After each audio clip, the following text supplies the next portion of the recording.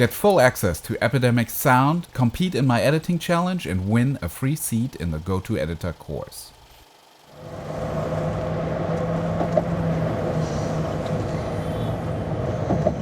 We're staying at the Rivington, right? Yeah, it's nice. We got you a really nice room there. You should be very comfortable. Yeah. You got a husband, not sure if he loves you. Not even sure if you know what love is. I've been an editor for decades, and I still struggle with making my cuts sound great. Yes, I understand that audio is important and that something that sounds good is probably going to engage with the audience more, and I'm going to get less notes from the director that don't really fix the things that are wrong with the story. Hey. Just because of the audio, they're thrown out of the moment. Called you earlier. Yeah, I know, I'm sorry. I was just in the car with the people who picked me up, and they were being super chatty. And So I wanted to take this opportunity and actually have a sound design professional talk a little bit about dialogue and how you can really bring out the best in a performance. What are you going to do tonight? I think I'm just gonna go to sleep soon. So we're talking about frequencies that we should magnify and others that we should take out to make a voice sound the best it can be. Well, I love you. Love you too. I miss you.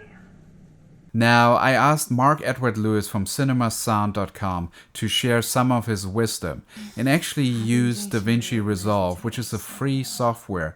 So if you're interested to find out what the core concepts are to make a dialogue line sound great, this is your video to watch, even if you don't use DaVinci, because the concepts apply to any editing software.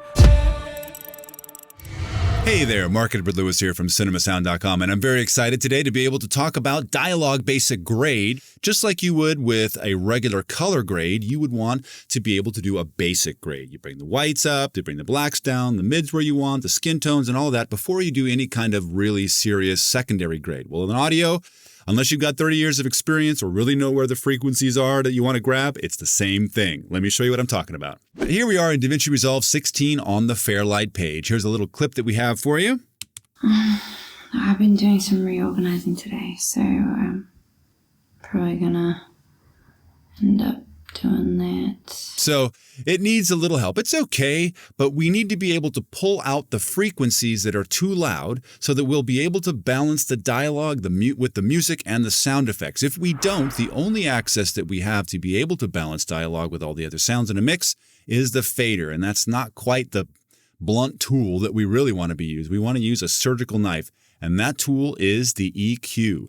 Built into the channel here, this is the EQ that Fairlight built, which is one of the best sounding EQs in the world. Unfortunately, it only has 4 bands, so we need to make good use of them because you can only instantiate one of these EQs on a channel. Now, I've created a bus system which we talk about in the education, so that all of the dialogue, if we had multiple tracks here and multiple actors, is coming through this bus. So this EQ will be affecting all of it. So this can be an intimidating plugin, and I get that. There's really only 4 aspects of this, though, that you need to know. First, this part right here tells us what kind of a tool do we want to use on the sound. Do we want to use one that moves all the low frequencies up and down? Do we want to use one that uses all the high frequencies? Or do we want to use one that uses a bell in between, wherever we can select? And we always want to use the bell because it gives us most flexibility in what we would call a parametric equalizer. And once we have the bell, that allows us to select whatever frequency we want in the hearing spectrum, from the low 20 hertz to the highest that only babies can hear at 20,000 hertz. Then we have how much do we want? Do we want to boost? Or do we want to cut? And then how wide do we want it? Very narrow or extremely wide? Here's what we do. Since we know that the human voice makes no sounds really under 100 hertz, even James Earl Jones doesn't pull that one off. And the male voice starts at around 150, and the female voice starts at around about 200 or so. We're going to sweep up from about 100 hertz all the way up to about 5,000 hertz to see if we can find frequencies that just poke out, that are just too loud, and they'll sing to us, believe it or not. It'll be like a kind of a weird noise, and you'll hear it in a moment. We'll find those, we'll reduce them significantly in the hopes that we will be able to balance out and get a nice flat response from the recording itself. So I'm going to just show you what I'm talking about. I'm going to turn this up very loud, about 20 decibels, and make it very narrow. And I'm just going to play this track and sweep up and down. I've been doing some reorganizing today, so it makes that kind of sweeping sound. And we're going to find some frequencies here very quickly. Now, unfortunately, like I said, there are only 4 bands. Normally, we'd have 5, 10, maybe even 15 bands. So we can't be as surgical as we wish yet in the Fairlight page. I'm talking with them about giving us some more bands. But until then, we need to find the loudest one. So we're going to start at 100 hertz. So we'll probably start about 150 because her voice is not going to be down in the 100 hertz zone. We've created a 20 decibel boost and a Q factor of 10 or so. And now we're going to hit play and just sweep up. I've been doing some reorganizing today, so there's the first one. Probably gonna... Ooh's coming up there. Now, the very first one that you hit, we don't want to mess with. That is the fundamental frequency, which if we reduce it, will kind of alter her voice too much. Then that's never a frequency that we want to mess with. We want to go, leave that first one alone and move to the second and above. So here we go. For the rest of the night. And here we go. I'm doing some reorganizing today, so probably gonna end up doing... Now, this one's actually very close. Normally, it's not that close. But what we do then, once we find one, is we reduce it a little bit, maybe 10 to 15 decibels, and we make it just a little bit wider here in Resolve. And then we go to the next band. In this case, we'll select mid and low. We'll go to 272 hertz or so. We'll boost 20 decibels and make it very narrow and continue. All right, call me before you go to bed. I've been doing some reorganizing today, so probably gonna end up doing that. There's the next one. I better not sing it. It'll be awful. So we'll do the same thing. We'll reduce this just a little bit.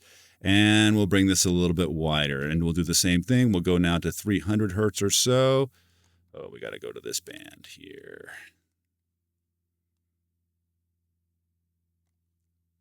And then we'll boost. And then we'll make it very narrow. And at this point, because we're running out of bands, we want to find the loudest ones of these. So we'll be sweeping a bit more than normal. I've been doing some reorganizing today, so probably gonna end up doing that. So that's a pretty good one. The rest of the night. I've been doing some reorganizing today, so probably gonna end up doing that for the rest of the night. I've been doing some reorganizing today, so actually, there's 2 of them right there. So what we can do is we'll reduce those about 10 decibels, and then we'll make this kind of wider to compensate for both. And then we'll do this last one here. Now, we don't need to go over 5,000 hertz because above that, it's really just sibilants and other kinds of sounds, which aren't really an issue for us from Dialog. Here we go, continuing up. I've been doing some reorganizing today, so probably gonna end up doing that for the rest of the night. I've been doing some reorganizing today, so probably gonna end up doing that. Just up there, way up there. That's a nasty old one. We'll reduce that and make it a little bit wider. So what do we got now? I've been doing some reorganizing today. And if we turn it off? I've been doing some reorganizing today, so... On? I've been doing some reorganizing today, so... It's subtle, but it is important when you start mixing music and sound effects with this, that it takes those frequencies out so that you can bring the dialogue up a little bit louder and that allow the music to balance in. Now, you can do the same thing for music, and you can do the same thing for your sound effects buses, and then they all kind of congeal, merge, whatever one of those college level words is, for integrating them together so that they sound great. Stay tuned for an exciting editing challenge. But first, I want to thank Mark Edward Lewis from cinemasound.com for sharing his expertise. He also made available a huge audio preset pack for DaVinci Resolve, free to all patrons of This Guy Edits. This includes dozens of high-end, easy-to-use presets to bring out the best sound, and it usually costs $40. So consider joining me on Patreon to get Mark's pack free and many other rewards. Mark also created similar preset packs available to Premiere Pro and Final Cut Pro users, so definitely check out his website. Now for something exciting. An audio editing challenge in partnership with Epidemic Sound. We just put this together this week to give you an incentive to create a 60-second story with a winning video to be featured on this channel. Plus, we're giving away several free memberships to my premium course, The Go-To Editor, which is a $500 value, by the way. The Epidemic commercial plan gives you full access to their extensive sound effects and music library. This includes the ability to grant sub-licenses to your clients, so anything that you create for someone else. This plan is for freelancers and production companies. Every single Epidemic track is originally produced by musicians, and all the music is owned by Epidemic, so that you never have to worry about copyright strikes for your own or clients' projects. I want to invite you to sign up for their free trial to their commercial plan, and you're welcome to cancel within the first 30 days. Take advantage and download as many tracks as you like and use them for the simple editing challenge. Hey Douglas. Hey John. The audio design that you're going to create for your story is going to play a big part in who I pick as a winner. You might ask, what do I film?